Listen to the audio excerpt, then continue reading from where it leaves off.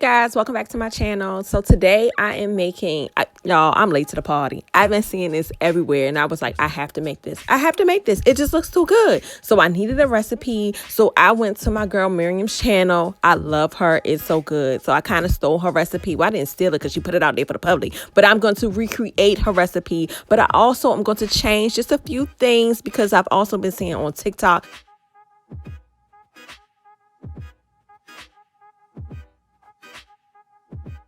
Okay, so first you want to start off with your chilies. These are the two types of chilies that I am using. I don't want to pronounce them because I don't want to mess up the pronunciation. So that's why I'm showing you the type that I'm using. And I'm just going to take the seeds out and the stems. I believe Miriam used 3 different types. I'm only using 2. Again, I'm just recreating her recipe. And once I do that, I'm going to boil my I'm going to place them into some water on the stove on a medium heat and let them boil for about 20 minutes, guys, until they're nice and softened, because we're going to be making a homemade adobo sauce, because that's what she did, child, and this was so good. You don't understand. Okay, so we're going to let them boil for 20 minutes, and now we're going to move on to our meats. I'm using 2 different types of meat.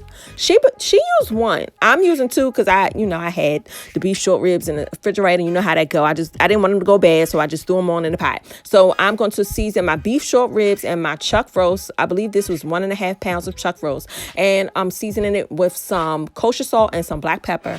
And then I'm bringing out Big Bertha. Yes, guys, I'm bringing out my good old Dutch oven, because we're gonna sear our meats on all sides so we can have a nice seared like crust on top before we soak them in the adobo sauce, guys.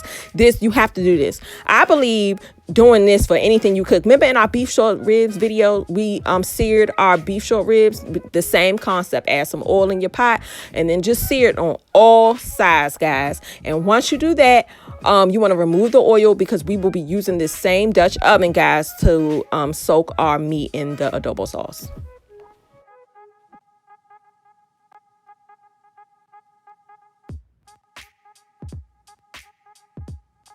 So now that our beef is done, we need to finish making our adobo sauce. So I'm going to be adding in 1 packet of the beef bouillon seasoning, 1 tablespoon of oregano, then 1 teaspoon of ground thyme, then a 1/2 teaspoon of ground cumin, then 1/4 teaspoon of ground cinnamon, and then 1/4 teaspoon of allspice, some salt and some pepper to taste, and then 3 bay leaves, guys. We're going to be using this seasoning and we're going to be adding it into our adobo sauce. And for our adobo sauce, we're going to need 1 large onion, 1 tomato, so a whole bunch of garlic cloves, and then we're taking our chilies that we have boiled on our stove for 20 minutes, putting it into our blender along with our garlic, tomatoes, our onions, and our seasonings. And then we're going to add in 1 cup of water. If you have a big blender, you can do it all at once. Mine was kind of small, so I had to do it in sections. But once you get everything nicely blended, it should look something like this.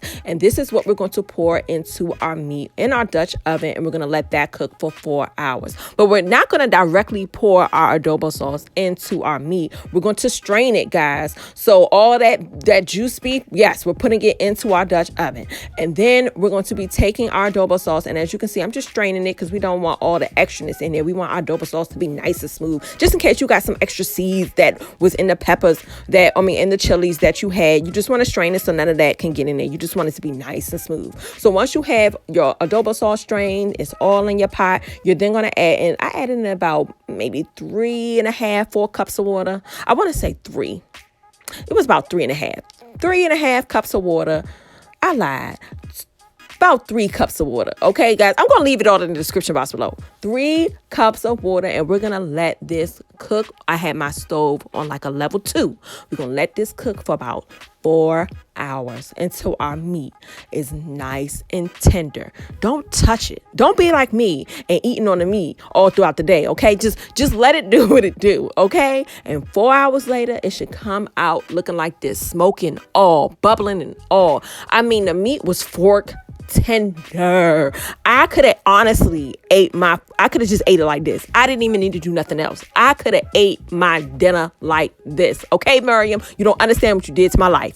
But you see the bones that fell off the short ribs. So, I told y'all, fork tender. We're gonna just shred our beef up with a fork. You don't need no knife. Just shred it up with your fork. And once it's nicely shredded, then we're going to put it back on our, if you have like a skillet, you can use a skillet, or I like to use a flat top because we're gonna pan fry the meat again.